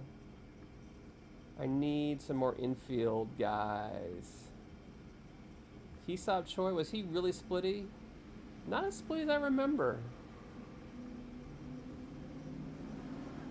I don't know if this is going to be, let's see, actions, let's bench go for depth. So yeah, this is problematic. I've just picked up a second base and third baseman, so I guess this will work.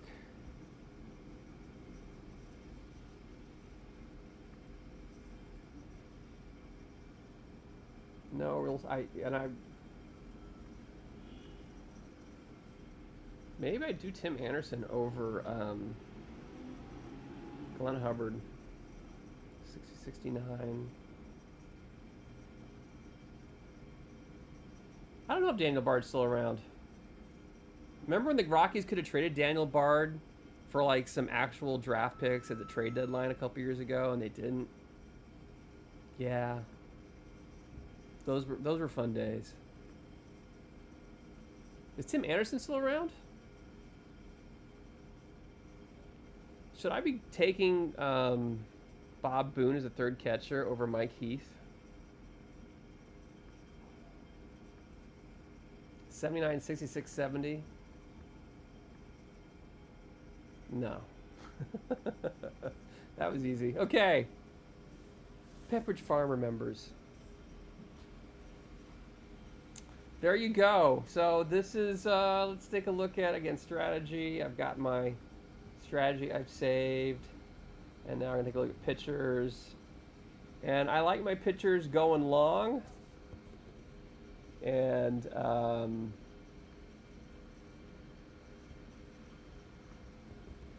we're just going to go long with everybody. Do you guys do this? I know you're supposed to like let them go long. Yeah, that boon is not that great. I agree.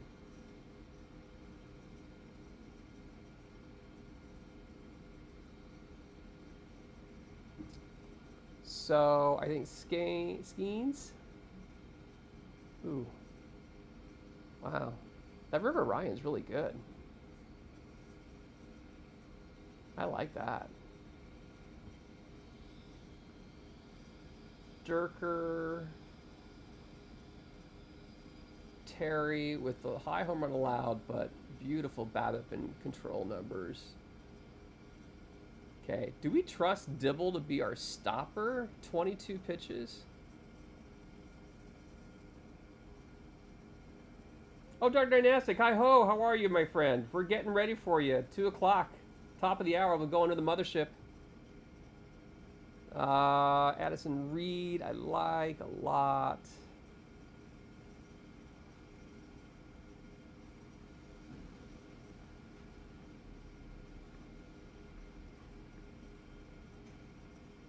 And then just some guys doing some mop-up late in case we need it. Now, in this case,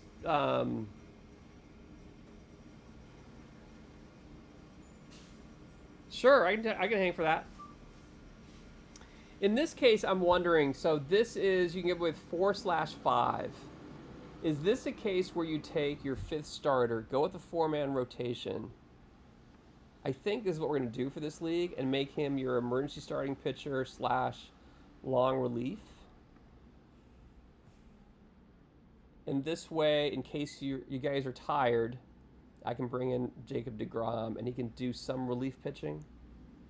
How have you guys managed this? Because this is probably like, for this specific tourney, because it's 1958, you can get away with 4/5 pitchers. It's a best of 5 series. So it's very likely that if you're lucky to win in like 4 games, you may not have to rely on your 5th pitcher. Yes, Dr. Dias is going to be talking some theme teams shortly. Okay, so submit that team. I need to do some more work on that, but let's wrap up our stream here for Dr. Dynastic coming on in about 2 minutes. Let's go finish off with again. This is the brand new West Coast expansion draft. Something new to try, 1958. You should only need 4 starting pitchers? Okay. I could probably get away with 9 pitchers then on this, but yeah, I'll have to figure that out. Because they should kind of get back from their tiredness after 4 starters. So kind of fun. Again, shout out to the Florence Baycats and the New York Blind Squirrels for winning the first 2. New York Blind Squirrels, if you're here, let me know your username so I can get you close on the leaderboard for the points. We've got the Perfect Team Championship coming this Saturday. Make sure you come in and check out Chance to Win all these cards. We'll be having tons of streamers starting 11 a.m. Saturday with their own specific drops. Cheeky, Seawit, Don't Get the Block Dragon, myself, Ezra Denny, even though he didn't actually make the PTCS, Minerva and Spore, Tsuiji and Axel will all be on. AZ Axel will be on as well during the afternoon with affiliate drops, so you can get affiliate drops. And of course, Dishnet will be on the mothership with additional drops, broadcasting the finals around 7, 8-ish on Saturday night. So a full Saturday potentially of drops and things to watch, unless you're Yo Dodger Bob, who's away with his wife. And please do not go watch us. Go spend your time with your significant better 3/4. Dr. Dynastic is going to be talking about theme teams. What are theme teams? It's a subset of cards. You can see the subset of cards, and here's all you have to do. If you want to get in on the theme team leagues, come up with something you're passionate about. I love Fernando Valenzuela. I've got theme teams around him. Join our Discord, which you can see a link in chat. Discord, as I like to call it. Add your team to the Add My Theme Team channel. There's a form in there. Add TTC to your team's name so we can find you easily.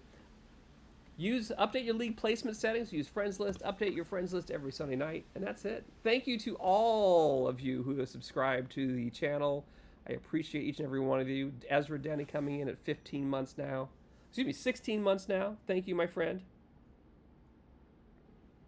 I can do that. It is yes, I can do that. Let me take a screenshot real quick.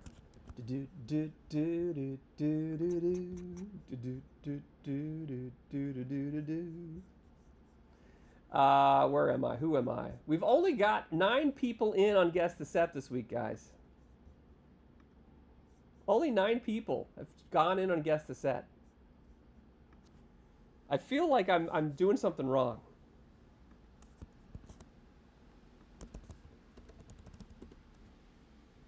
We'll be back tomorrow at 11 a.m. Rob Beer of the Headlights wants to make sure he gets those 20 packs. Urban Packapalooza will be on Saturday. We'll announce the winners of Guess the Set. We'll be back on Monday night after Dr. Dynastic on the Mothership at 8:30 p.m. Eastern Time with the 2044 Theme Team Playoffs and Guess the Set. We'll be back doing Guess the Set next week. If you missed it, again, all these amazing affiliates, you can go through. I need to update this list. I think this is most of them. Follow these people. Tons of different people to follow. And if you're just getting here and you missed out and Guess the Set, these are my bunk picks of the week. Get in for Guess the Set. Get on in for Guess the Set, guys. Make it happen. We're looking at our August A-listers, players who had phenomenal Augusts. And I'm glad to have so many people here. I'm a little bummed though. I'm not gonna lie. That only 9 of you went in on it. I gave you names. Take these 5 and put them in if you want to, or put in some other guys. We had so many different people. Put in a beer. We talked about John Franco. We talked about Bobby Thigpen. We talked about Corey Knebel. We talked about Greg Maddux and the Padres. Bill Fisher. Guy Bush. Corey Lidell. Don't put Corey Lidell. He crossed the picket line. We talked about Rube Waddell. We talked about Christy Mathewson. Mitch Williams. Pie Trainer. Red Rolf. Reaching back. Carlos Pena. Josh Phelps with the OPS of 1673.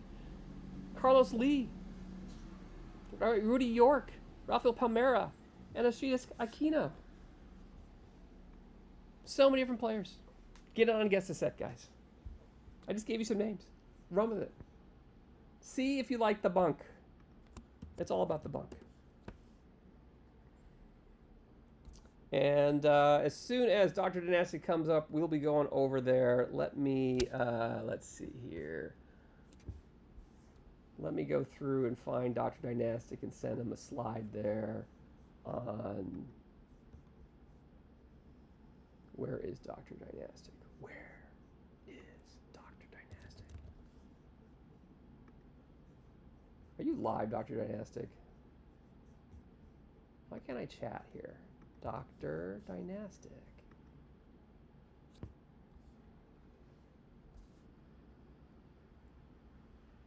You're dropping frames? Don't raid yet. Okay. Dr. Dynastic is... Do you have your tech guy come out and fix your ISP? No. Fixing one setting in OBS. Crossing the fingers. Excellent. Where can I find... I'm in so many different things right now. Okay, theme teams. That's the theme team crew there. And then we have our Guess the Set. If you didn't get in on Guess the Set, got the link. Make sure you get in to Guess the Set, guys. It's so easy.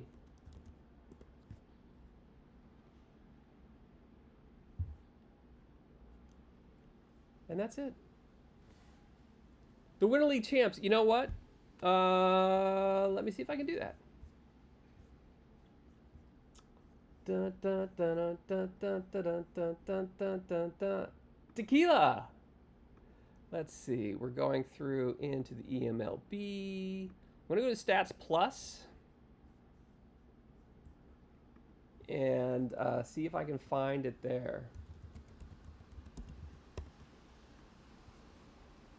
Because I don't have PT24 on this device. There's Edgar von Heimdallr. Who are the bunks again? Let's see if I can find the bunks.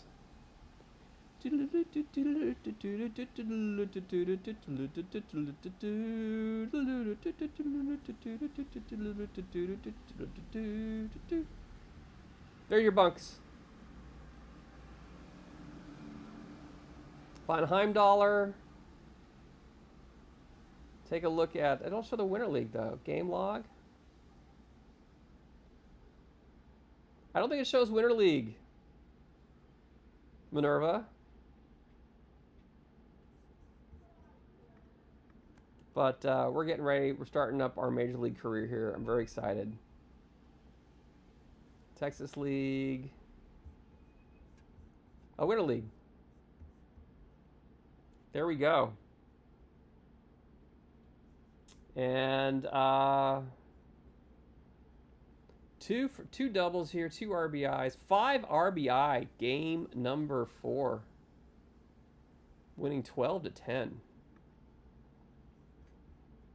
The sweep over my other franchise. I know. I just took your 2 hours, my 2 hours, and did it in 2 minutes and 34 seconds.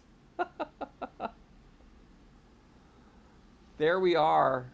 I understand Bella had a great series as well. I should post slides like Spore does. I probably could. I do like having you guys on stream though. It's more fun when you're here.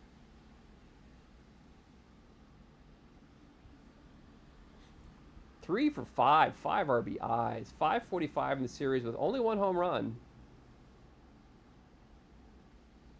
2 on. Very nice. And again, this is my other team. Are the slides up?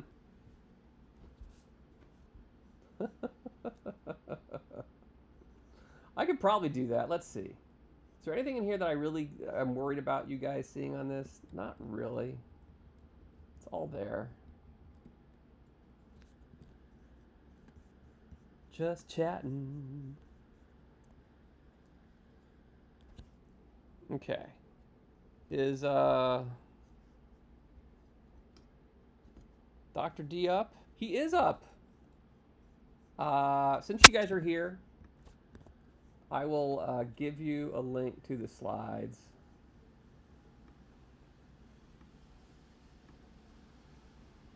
And you have it, okay? Just you have it.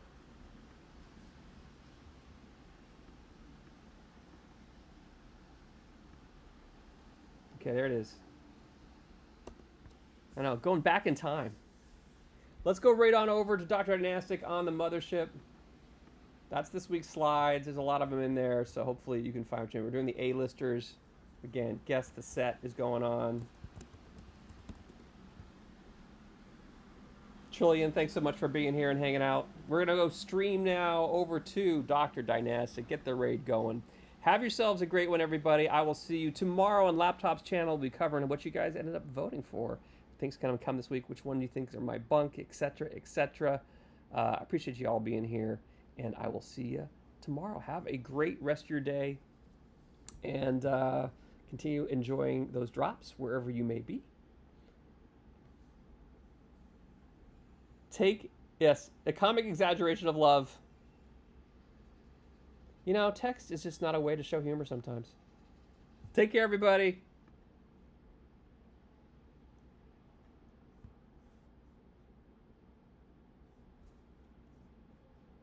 Raid, raid, raid, raid. Raid, raid, raid, raid.